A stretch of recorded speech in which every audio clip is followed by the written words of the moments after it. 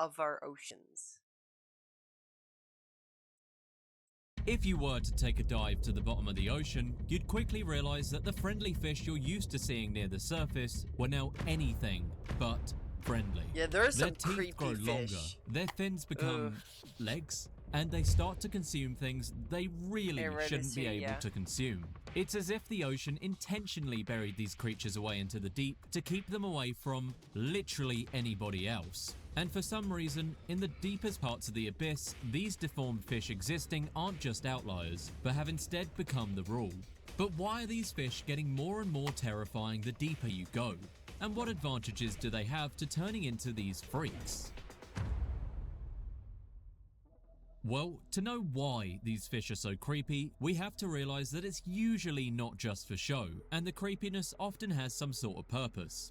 Survival of the fittest has been going on for millions of years, and nature doesn't just make animals creepy for fun, nor does it make them cute for fun either. Take a look here. This is probably the least creepy fish in the world, and everybody knows it's the clownfish. It doesn't really get much cuter than this, but they're dressed brightly for a reason. They tell predators that this fish lives among sea anemones, which are full of stinging tentacles, basically saying, don't eat me or you'll get stung. Survival of the cutest, you could say. But for the deep sea, the rule seems to flip to survival of the creepiest. At the bottom of the apopelagic zone is the stargazer fish, which, well, I don't really know who created this. It's basically just a landmine, but the fact it just stares at you makes it even more creepy. It literally buries itself into the sand, leaving Hell no, that is like nightmare fuel right there. Only its eyes and mouths poking out, so it can 1. See you, and 2. Eat you. It's almost comical, like they're having a beach day where they bury themselves in the sand, but my worst fear is walking in the water and sticking my toe in what was actually a fish's mouth and not just land. But this is probably the creepiest fish you'll find in the apopelagic, and since they bury themselves in the sand, they're technically at the very bottom of it. But once you enter the Twilight Zone, you'll notice all the colourful fish are instantly gone. But this makes sense though, since light can barely reach you, having bright warning colours like the clownfish isn't useful. No one's even gonna see it. You're getting chomped before they see your warning sign. So the fish here stop being colourful, but it's not like they just turn into pitch black versions of clownfish. Instead, they turn more into something like this. This is the hatchet fish, because it looks like a hatchet. You'd think the marine biologists wouldn't be able to get away with names that are this informal. They're silvery, and instead of being normal like clownfish, their eyes are moved so that they are permanently pointed upwards. They wouldn't even be able to see you if you were standing right in front of them. So why'd they make themselves just disabled? Well, the Twilight Zone has removed most light, but there's still a bit that leaks in from the apopelagic. When they're permanently looking up, they can always see any faint outlines of any animals above them. This can be to spot prey, but it's actually mostly to spot predators. See, the hatchetfish look creepy with permanently stuck eyes, but they're actually doing it for defense. They're actually usually only around a few centimeters long, so they aren't exactly the most threatening fish in the ocean, really especially because most predators aren't afraid eating a couple creepy eyes. That reminds me that always in like movies and stuff like that, they show like anglerfishes to be like really big and like super scary. Anglerfishes actually aren't that big. They really aren't.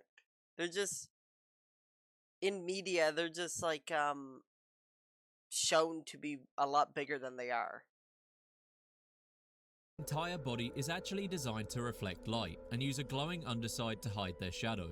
These poor fellas were trying so hard not to be eaten that they ended up becoming terrifying little monsters in the process. But at the bottom of the Twilight Zone is a fish with the complete opposite approach. This is the viperfish, and for some reason, viperfish aren't just aggressive, but encoded somewhere in their DNA makes them attack nearly anything they come across. They look terrifying, and to some smaller animals, they 100% are.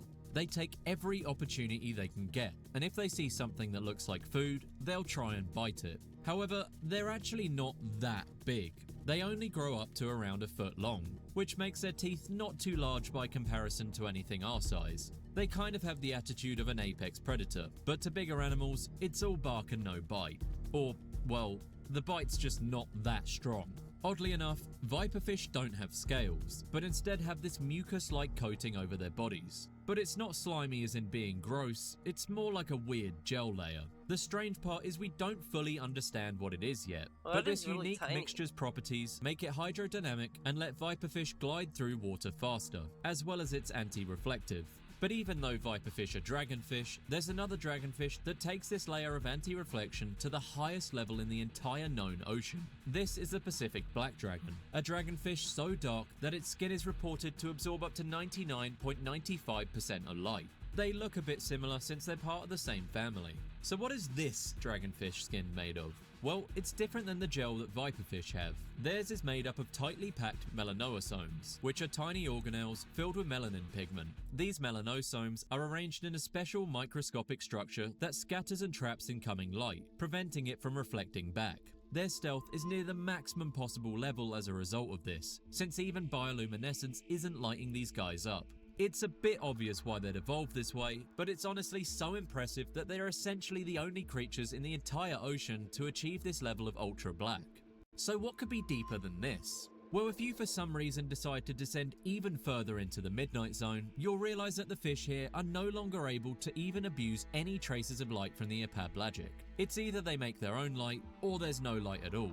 And in this zone is probably the most iconic creepy fish in the entire world, Angler? the anglerfish. Yeah. If you've seen Finding Nemo, you'll recognize its big glowing bulb, called the esker, which is what it uses to lure smaller fish in. Once it gets close, it, well, does that. That part was pretty obvious. But despite it being the classic horror animal of the sea, they're actually not dangerous to humans. Even the largest ones only reach up to about a foot or two, and even if they did reach you, their creepy teeth are super thin and brittle, and definitely aren't designed to stab through a human. The only real dangerous part about seeing them is that it would mean you're thousands of meters below the ocean surface, so the pressure would have killed you long before any anglerfish ever would. At the bottom of the Midnight Zone is this thing. This guy is actually also part of the dragonfish family, just perhaps the most unhinged one of all of them. Literally unhinged. This is the Stoplight Loosejaw, and yes, I know it sounds like the name of a rock band, but it gets its name from having eyes that look like a stoplight, and a jaw that's really loose. Essentially what this means is that its entire lower jaw is completely detached from the rest of its head, besides a tiny thin joint. And I know this seems like another disability, but what it lets this fish do is unhinge its mouth not just super wide, but near instantly. It essentially has a bear trap attached to its face, and can swallow things as large as its head. Nothing's in the way. No cheeks, no floor, just What the hell? Yo, it can just be moved. That's so weird. a big swallowing hole. Each of its eyes produces red and green light too, hence the stoplight name, which helps it detect prey. Basically, no deep sea fish can see red light, so not only can this guy see prey, they won't even know that he's lighting them up. As for the green beam, well, we actually don't entirely know yet. It might be used for mating or helping with navigation, but honestly, we just really don't know. I think the most logical answer might be that they just You'd love find it's celebrating with platoon. Christmas colours. But at the very bottom of the Midnight Zone lies what might be the weirdest fish of them all, the deep sea swallower. This is also a similar nickname given to the Excuse me? You know, people back in the day also called me the deep sea swallower. gulper eel, but this is a completely different species, as this is a fish with fins. They're also called black swallowers, and what they're good at doing is, well, you guessed it. Black swallowers can swallow prey over twice their own Yo, the black swallower. Who came up with these names, bro? length, or even 10 times their own body weight. What's strange is that you probably wouldn't even know this fish was a freak if it didn't have anything inside of it. The fish is a what? The fish is a freak? Freaky, I think so. Oh my god. Like, what is he swallowing? As its stomach goes back to normal size after digestion. This is another level of feeling bloated. They become chunky. chunky. Chunky? And I know what you're thinking. This is cool and all, but He this is swallowed just the too same much. example of, well, ants are super strong since they can lift 50 times their body weight, but they only weigh a few milligrams, so it's not actually that impressive. Well, this is a point, since black swallowers aren't that large, at only around 10 inches across. But this does mean that they can swallow objects over 20 inches long, which is way longer than any human could ever do, even considering absolute size. And if you were to do relative size, this would be like a human swallowing a sheep whole. So why'd they evolve this way? Well, when they're this deep, food isn't as common, but not impossible. This adaptation is a strange one, but it lets the black swallower find one meal and then not have to find another I for can't weeks. take that name But seriously. this doesn't come with no downsides. When you become this fat after eating, you can imagine what it must feel like for the fish. Carrying that amount of mass definitely slows them down, and can even make them extra buoyant and unintentionally float upwards. A ton of their energy is focused on digestion too, and it's not exactly easy to swim away when you look like you're 10 months, or well, 10 years pregnant. But you're probably asking, what lies even deeper than this? Below the midnight He zone is swallowed the too last much. zone of the normal ocean, the abyssopelagic zone, aka the abyss. What lies here are the ugliest fish imaginable. Case in point, this guy. This is What basically a the normal hell? anglerfish. Okay, but the teeth are kind of cool looking. I gotta say, the teeth are kind of cool. On steroids. It's called the tripjaw anglerfish, or the wonderfish, or by its scientific name, Traumatithys, and it's part of the wolf trap anglerfish family. So what's the difference between these and normal wolf trap anglers? Well, let's take a look at this normal wolf trap angler here. Yes, they're also terrifying. Yes, they're known as sea devils, and yes, they are literally a fish with a fishing rod on their head. Their jaws have interlocking teeth, which is where they get the wolf trap name from. When something takes the bait, they physically trap them inside their teeth like a real wolf trap would. Wonderfish, on the other hand, also have this same trap design, but you'll notice they don't have a law. So why are they still considered anglerfish? Well, because the law isn't on their head anymore, it's directly inside their mouth. Fish swim directly towards the wonderfish and get delivered straight into its digestive system with no extra hassle. It's pretty Oh, weird wow. and honestly kinda strange that they choose to move their giant glowing ball inside their mouth. But is this more effective? And why'd they become the only anglerfish to adapt this way? Well, we don't fully know, but it's suspected that the reason is because wonderfish live in the abyss, which is the deepest of all anglerfish. Light is so unbelievably reduced in this zone that it's possible to have the giant law sitting inside a mouth. If there was any more light from above, it might still give away faint outlines and scare prey off. With this, there's only one step for the feeding machine, and they can save even more energy without waving around. Wonderfish is definitely not the name I would have given a fish that looks like this, but it is pretty impressive to stick a light bulb in your own mouth. At the bottom of the abyssal zone is the ocean floor. So what happens to fish on the ocean floor? Well, since there is a floor, the fish evolved to stand on it. This is the tripod fish, and it genuinely stands on the ground. This is What the the only fish hell? in the world that's capable of this. Is that a fish with legs? What? Yo, that fish is walking. Yo, people weren't joking when they said, "Hey, I'm gonna go walk my fish."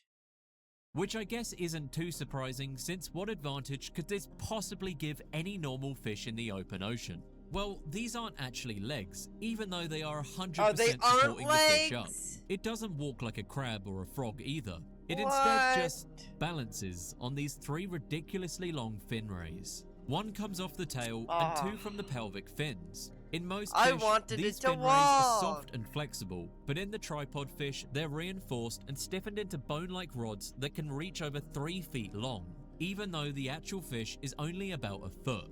It's almost horrifying to think that evolution drove this otherwise normal fish to extend its fins so long that they literally became giant stilts for the fish to stand out. So why did this happen?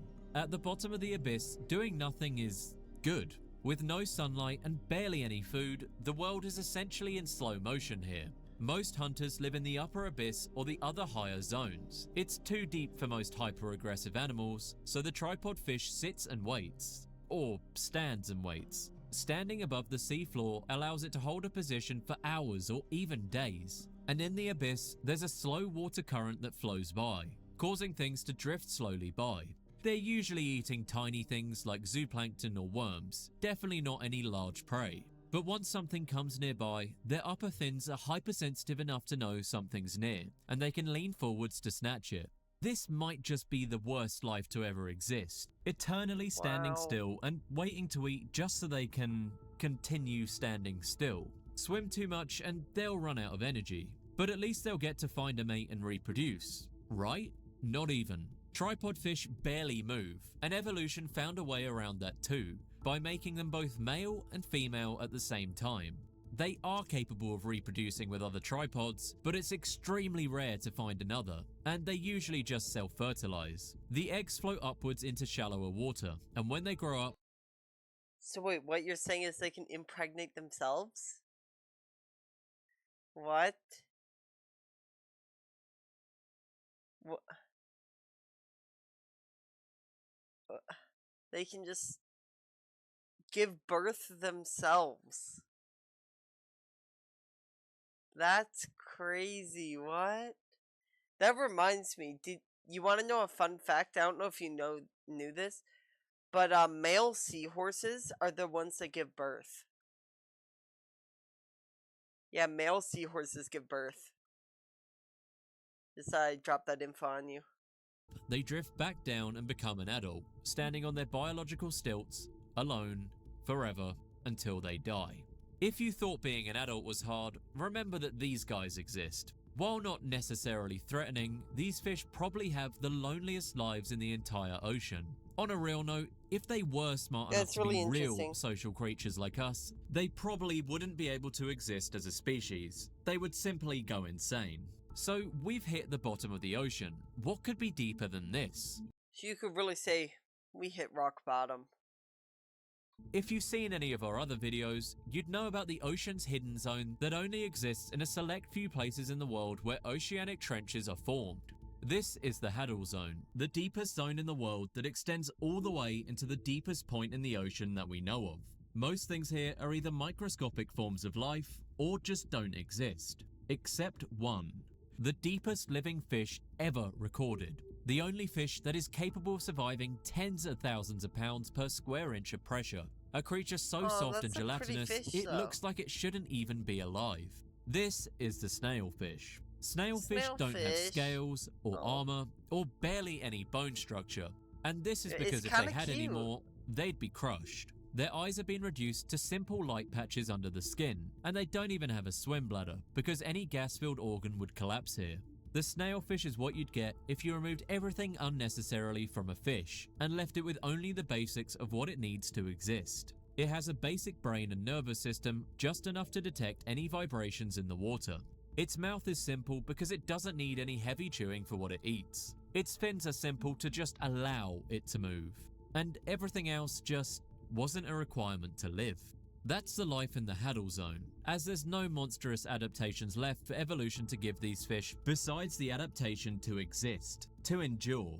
Whether their life is worse than tripod fishes, I'm honestly not sure. Chances are they probably lost their ability to understand they exist in the first place too, as even that wasn't a requirement. Crazy. In any case, I hope you enjoyed the They just live, they don't even know that they exist. Video. We just hit 40,000 subscribers, so from the bottom of my heart, thank you. Please let me know what you'd like to see next. And if you want to watch our video about whale falls and how they die, check it out.